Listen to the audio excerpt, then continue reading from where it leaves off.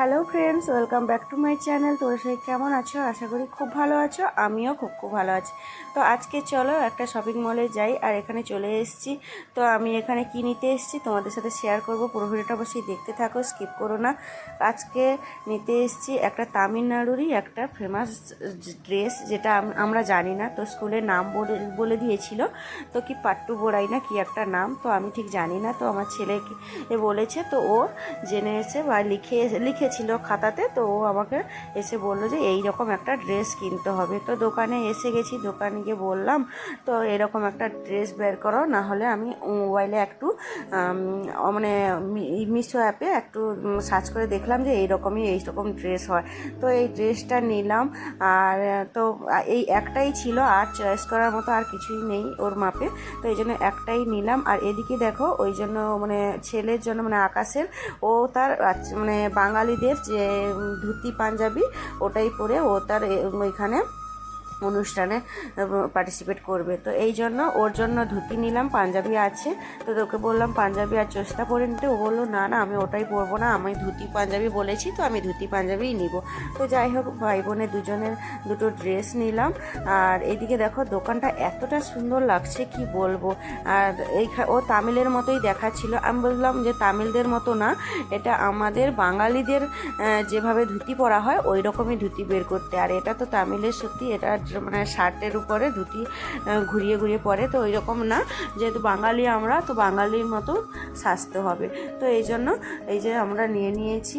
তো এখন এসেছিলাম এই পূজা দোকানে। আর তো দেখো, এইখানে প্যাকিং হয়ে গেছে, বিলও হয়ে গেছে। আমি ভাবলাম একটু বাইরে গিয়ে ভিডিওটা করি। তো বাইরের ড্রেসগুলো বেশ সুন্দর টাঙানো আছে, বেশ ভালোই লাগছে। ড্রেসগুলোর দাম জিজ্ঞেস করলাম। তো আমরা প্রত্যেকদিন বাজারে যাই, ড্রেসগুলো দেখি, দাম আর জিজ্ঞেস করা হয়নি। তো আজকে নিজেও জানবো দামগুলো আর তোমাদের সাথে শেয়ার করবো। তো এই ড্রেসগুলো একটা ড্রেসের দাম আছে 1350, 1400, 1500 এইরকম করে এইসব ড্রেসগুলোর দাম। এই হোয়াইটটা, আমি হোয়াইট আর পিঙ্কটা এটাই জিজ্ঞেস করেছিলাম। তো এটাই বললো যে 1350। তো আমি বললাম, বলছে আমাকে নিয়ে নিতে। তো আমি বললাম না, এখন নিব না, পরে নিব।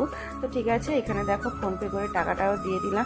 তো এখন তো ড্রেস নিয়ে নিয়েছি। এবার এত রাতে 8:30 বেজে গেছে, এত রাতে ফিটিং করব কোথায়? তো দোকানিকে জিজ্ঞেস করলাম। তো বললো ওই দোকানের সাইডে একটা ট্রেলার আছে, ওইখানে গিয়ে ফিটিং আমার নাম বলো, তো ফিটিং করে দিবে। তো এখানে ওর মাপ নিয়ে ফিটিং করছে।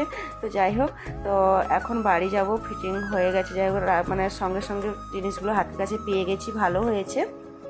তো ফিটিং হয়ে গেছে। আর একটু বড় ছিল।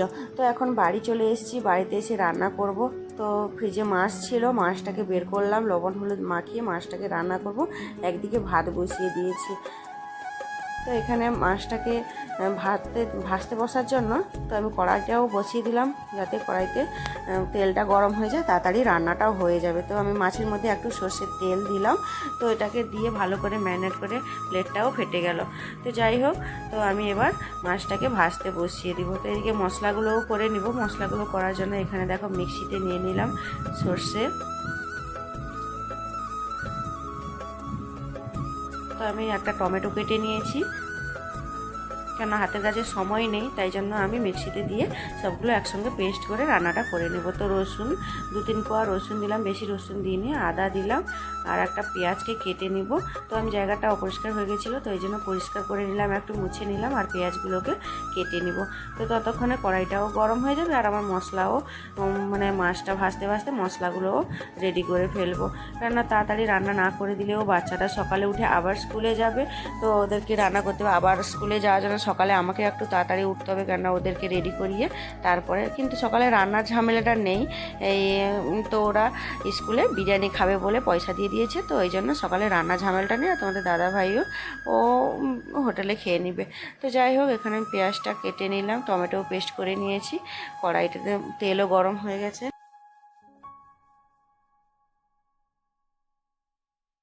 তো এখন মাছটাকেও বসিয়ে দিলাম ভাজতে। মাছটাও কম আছে, ভাজা হোক। এইদিকে আমি পেঁয়াজটা কেটে নিয়েছি। এবার মশলাগুলো বেশ রান্নাটা হয়ে যাবে তাড়াতাড়ি। তো দেখো, মাছটা এক পাশ ভাজা হয়ে গেছে, যেহেতু তেলটা গরম ছিল এই জন্য মাছটাকেও এক পাশ ভেজে আর এক পাশ পাল্টে নিলাম, যাতে দুপাশ ভালো করে লাল লাল করে ভাজা হয়ে যায়। আর একটা জিনিস, ওরা মাছটা ভালো করে না ভাজলে তোমাদের দাদাভাইও খেতে চায় না। তো আমার অতটা মাছ বেশি না ভাজলেই চলে, কিন্তু ওর জন্য একটু মাছটা ভালো করে লাল লাল করে ভাজতে হয়। তো যাই হোক মাছটাও ভাজা হয়ে গেছে, এবার আমি মাছটাকে তুলে নিলাম একটা প্লেটে। এবার আমি মশলাটা কষিয়ে দিলেই হয়ে যাবে আজকে রাত্রে রান্না। তো বেশি টাইমও লাগবে না, যেহেতু বাটা মশলা সব। তো এবার দেখো এখানে আমি পেঁয়াজ কুচনে দিয়ে দিলাম। এবার পেঁয়াজটাকে ভালো করে নাড়াচাড়া করে ভালো করে ভেজে নিব। তো পেঁয়াজটা যতক্ষণ নরম হবে, পেঁয়াজটা ভাজা হয়ে গেছে প্রায়। এবার রসুন বাটা আর টমেটো এগুলো দিয়ে দিব, আর একটু গোটা জিরে উপর থেকে দিলাম। তো আমার মনে ছিল না তো প্রথমে দিতে, তো যাই হোক। আর তাড়াতাড়ি রান্না করতে গেলে জাস্ট ঝামেলা হয়। তো দেখো ওই যে পেস্টটা করে রেখেছিলাম, ওই পেস্টটা দিয়ে এবার আমি ভালো করে মশলাটাকে কষিয়ে নিব। তো কষানো প্রায় হয়ে এসছে। এবার এর মধ্যে একে একে আমি গুঁড়ো মশলা, যেটা রেগুলার ইউজ হয় রান্নাতে, হলুদ গুঁড়ো, লঙ্কার গুঁড়ো, ধনিয়ার গুঁড়ো, তো এগুলো একে একে দিয়ে রান্নাটা আমি কষিয়ে নিব মশলাটাকে। এবার রান্না মশলা কষানো প্রায় হয়ে গেছে, এবার আমি মিশিয়ে নিলাম ভালো করে। এবার দেখো একটু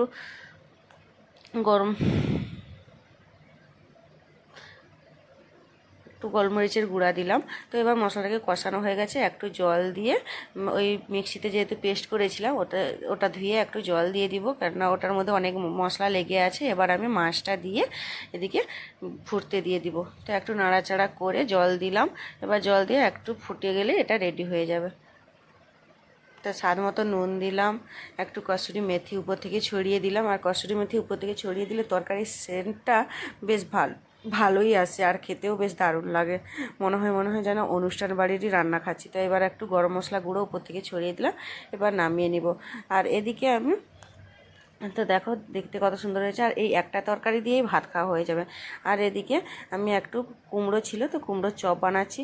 তো আজকের ভিডিওটা যদি ভালো লাগে অবশ্যই বন্ধুদের সাথে শেয়ার করে দিও। আর দেখা হচ্ছে নেক্সট একটি ভিডিওতে। সবাই খুব ভালো থেকো, সুস্থ থেকো। তো আমি কুমড়োর চপ বানানোর জন্য নিয়েছি বেসন, একটু কর্নফ্লাওয়ার, কালো জিরে, একটু ফুড কালার আর একটু নুন।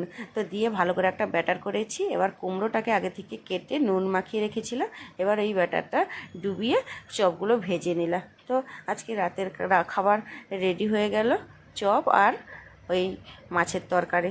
তো দেখা হচ্ছে পরের একটি রেসিপিতে বা পরের একটি ব্লগে। সবাই খুব ভালো থেকো, সুস্থ থেকো।